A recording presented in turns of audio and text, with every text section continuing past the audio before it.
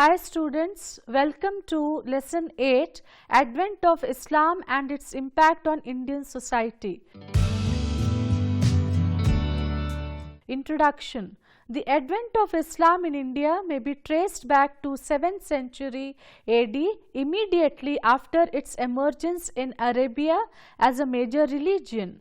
The word Islam has been derived from a root word which means surrendering oneself to God. The impact of Islam was felt on Indian society mainly because of its humanistic concepts.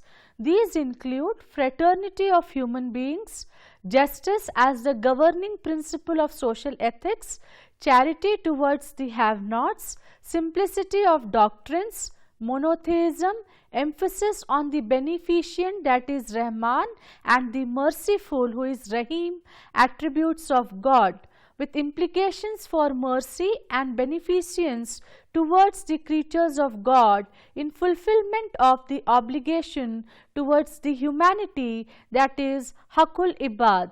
In his all-time classic Influence of Islam on Indian Culture, Dr. Tarachand, an eminent historian philosopher, has emphasized upon the message of the slhe-kul, which is peace for all and complete peace, of the Muslim Sufi Silsila, which is mystic orders. Sufi saints symbolized the true essence of Islam as defenders of the oppressed and the underprivileged.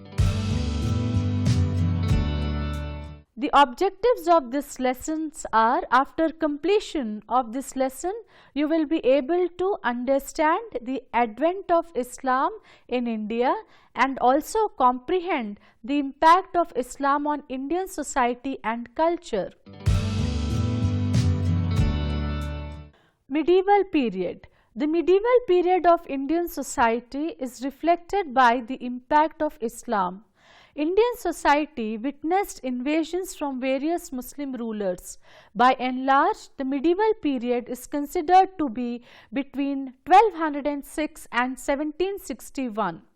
Before ushering of Mughal rule initiated by Babur in 1526, India was ruled by Delhi Sultanates. The Delhi Sultanate or Sultanate-e-Hind or Sultanate-e-Dilli refer to the many Muslim dynasties that ruled in India from 1206 to 1526, including the Turkish and Afghan dynasties.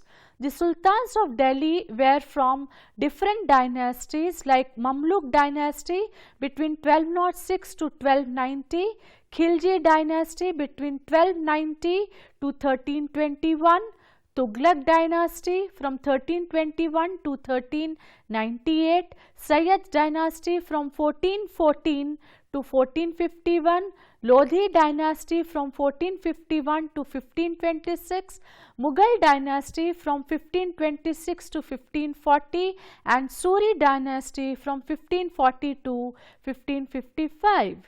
In the first half of the 14th century, the Sultanate introduced a monetary economy in the provinces which were called as sarkars and districts which were called as parganas that had been established and founded a network of market centers.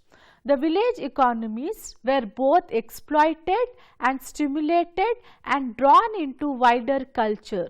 State revenues remained based on successful agriculture, which induced Sultan Muhammad bin Tughlaq, who ruled between 1325 to 1351, to have village wells dug, offer seed to peasants, and to encourage cash crops like sugar cane. The Delhi Sultanate is the only sultanate to stake a claim to possessing one of the few female rulers in India. Princess Razia Sultana, who ruled between 1236 to 1240.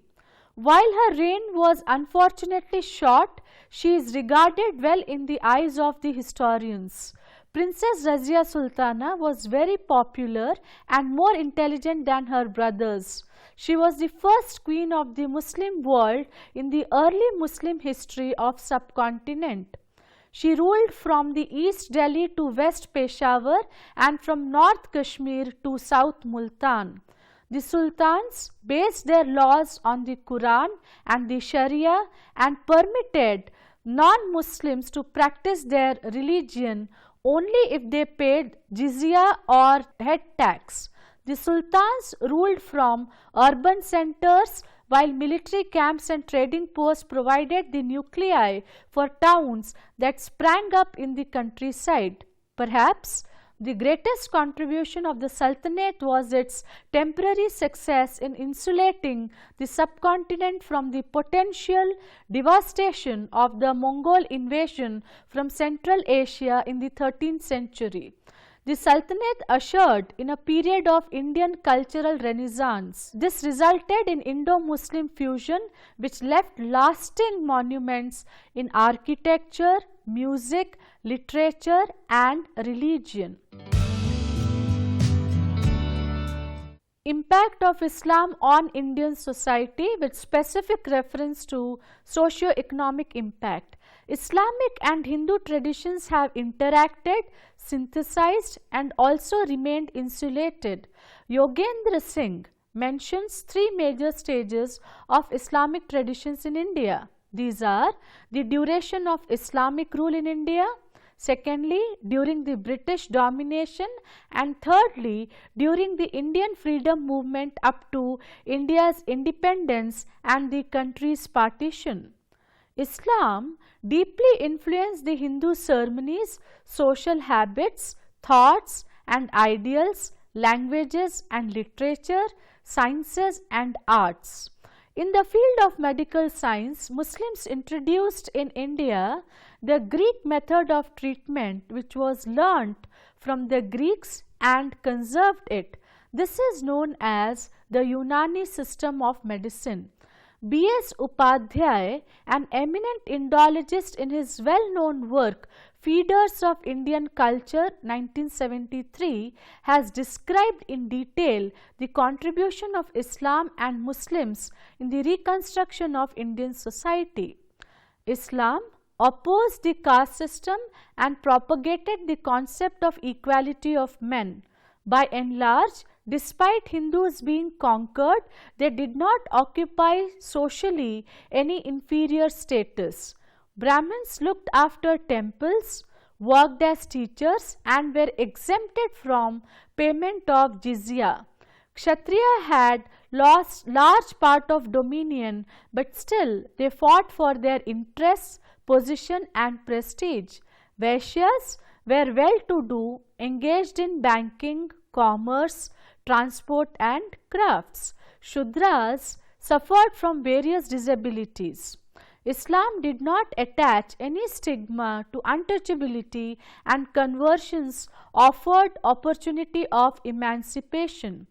Non-belief in idol worship and costly religious rituals and encouragement to brotherhood of all people irrespective of caste background was important impact. Emergence of Bhakti cult which rejected idol worship and caste system and preached equality of man and oneness of all religions. The Parda system was initiated during medieval period. According to some scholars, the practices of sati and jauhar was initiated during medieval period. Many Muslim scholars and rulers made overt efforts to reconcile some aspects of the Hindu traditions with Islam. Akbar attempted it through introduction of a new synthetic cult called Divine Faith or Deen-e-Ilahi, which was a mixture of Islam, Jainism, Hinduism and Zoroastrianism. Dara Shikoh pleaded for a synthesis of Upanishadic monotheism with that of Islam and emphasized similarities between the two traditions. Among the literary figures, Amir Khusro did a great deal to interpret the endogenous tradition of Hinduism to the Muslim world. In the 16th and 17th centuries AD, many Muslim poets and writers even chose to write in Hindi. Moreover, millions of people of deprived castes were attracted to Islam and embraced it in quest for better social conditions, retaining many of their local or little traditions, thus contributing to the composite culture of India. In the sphere of dress pattern and jewelry, nath, which is nose ring, has become a veritable symbol of Hindu marriage. The ceremonial sehra and more decks the Hindu bridegrooms. Urdu language is a beautiful example of composite culture of India. It is one of the greatest abiding contributions of Islam to India. Urdu is a language of India created and developed both by Hindus and Muslims together, and it stands as a common cultural heritage of India. Though the Muslim rulers established their supremacy in the political sphere, the economy of the country continued to be dominated by the Hindus. Large jagirs were given to Muslims, amirs, but they depended for the cultivation of their lands on the Hindu peasants. Therefore, the land system remained intact and there was hardly any change in the existing arrangement. The only change was that formally the lands came under the control of the Muslim Jagirdars. The Muslims were essentially military adventurers who were not conversant with the commercial practices of the Hindus. The rulers heavily crushed the commercial classes, but the Hindu baniya continued to be an essential feature of the economic structure in medieval times. The baniyas advanced money to farmers, artisans and others. The Muslim rulers, though quite jealous of the dominant position of the Hindus in the economic sphere, had to depend on them. Even though the political and administrative machinery was dominated by Muslims, the Hindus continued to control the economic life. The coming of the Islam to India exercised economic impact in another way too. The Indian overseas commerce, which had virtually come to an end with the decline of the Cholas, was revived. The Mughal rule introduced notable changes in Indian society and culture. Some of them are as follows. They facilitated oneness of official language, development of administrative system and coinage, along with improvement in art of war.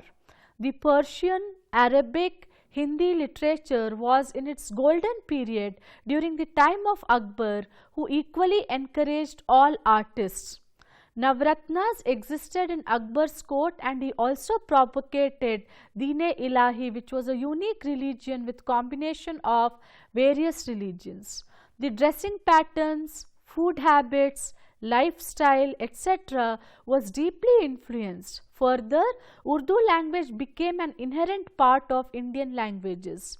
There was also a centralized government which brought together many smaller kingdoms. Persian art and culture amalgamated with native Indian art and culture. New trade routes were started to Arab and Turk lands. Mughlai cuisine was also an important impact. Art and architecture. With the establishment of Muslim rule in India, there was a marked growth in cultural excellence in the realm of art and architecture. The Muslim rulers of India were great patrons of art. They brought with them significant impressions of Islamic style of art. New designs, new modes of construction like spherical domes, arches, tall minarets, open courtyards, pillared caves, huge walls, etc. were introduced in architectural creations following the Islamic style. But these changes in designs were carried out by Hindu craftsmen. As a result, a fusion of Hindu and Muslim styles of art took place. From this interaction, Indo-Islamic art tradition gradually evolved. To quote Sir John Marshall, Director General of Archaeological Survey of India from 1902 to 1928, who oversaw the excavations of Harappa and Mohenjo-daro, Indo-Islamic art was neither merely a local variety of Islamic art nor a modified form of Hindu architecture. It derives its character from both sources, though not always in an equal degree. Thus, with a new majestic spirit, Indo-Islamic art manifested itself through different channels that included two types of structure: religious structure and secular structure. Religious structures mainly consisted of mosques and tombs. Secular structures included those meant for public and civic purposes like palaces, forts, town gates, etc. The first phase of Muslim rule in India from 1206 AD to 1526 AD is marked by three styles of architecture. Firstly, imperial or Delhi style of architecture, secondly, provincial style of architecture, thirdly, Hindu style of architecture. Imperial or Delhi style of architecture. The important structures of this style are Qutub Minar, Quvvat al-Islam Mosque, Alwai Darwaza, Kali Masjid, Begumpuri Mosque, Sikri Fort and City, tombs of Mubarak Sayyid and Sikandar Lodi, Bada Gumbad Mosque. The Qutub Minar was the most impressive among them all. Provincial style of architecture. After the decline of Sultanate of Delhi, the rulers of provincial dynasties asserted independence and began to build tombs, mosques and palaces on their own. Hence, these structures had their respective regional trends and manifestations that were quite different from Delhi style of architecture. The structures include tomb of Saharukni Alam in Punjab, Adiana Masjid, Dakilil Darwaza, Chota Sona Masjid and Bada Sona Masjid of Bengal, Jami Masjid, Teen Darwaza, tomb of Ahmad Shah in Gujarat, Zaharj Mahal, Ashrafi Mahal, Hindola Mahal, tomb of Hoshang Shah in Malwa, Bibi Ki Masjid in Khandesh, Chand Minar of Daulatabad, Gol Gumbaz, Mithar Mahal, Janana Mahal and Deval Mosque in the Deccan. The third style was Hindu style of architecture. When the Sultanate of Delhi lavishly patronized the architectural growth of the country, the Hindu rulers also did not lag behind. Different Hindu ruler dynasties extended their helping hands for the growth of structures of art. These Hindu structures had their own peculiarities marked by narrow pillars, cornice or chhajja, corbel, brackets, tapering arches, decorative designs and figures with liberal doses of religious sanctity. This style of architecture flourished mainly in Rajasthan and at Vijayanagar in south. Some of the examples of this style are Tower of Victory at Chittor, Fort of Kumbhalgarh, Jai Stambh in Rajasthan, Vithala Temple. Prominent structures of the Mughal period include the Purana Kila in Delhi, tomb of Sher Shah at Sasaram and tomb of Humayun at Delhi. Buland Darwaza, Diwane Khas at Fatehpur Sikri, tomb of Akbar at Sikandra Jama Masjid, Red Fort at Delhi and Agra and Taj Mahal. Tomb of Itimadul Ud-Daula at Agra. The architectures of the Mughal period are marked by splendor and form, graceful domes, magnificent palace halls, decorated gateways of slender pillars. These pieces of architecture reveal a splendid synthesis of Persian and Indian style Muslim structure with Hindu decoration. From the second half of the 16th century, Hindu buildings showed traces of Mughal architecture. The romantic city of Amber, the palaces of Bikaner, the fortresses of Jodhpur and Orcha are the most notable instances of this style. To summarize lesson 8 on the advent of Islam and its impact on Indian society, Islam deeply influenced Hindu ceremonies, social habits, thoughts and ideals, languages and literature, sciences and arts.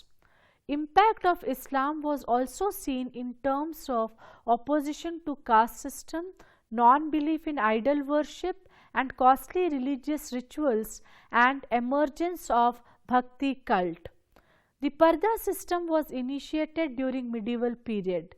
According to some scholars and practices, Sati and Johar also initiated during medieval period.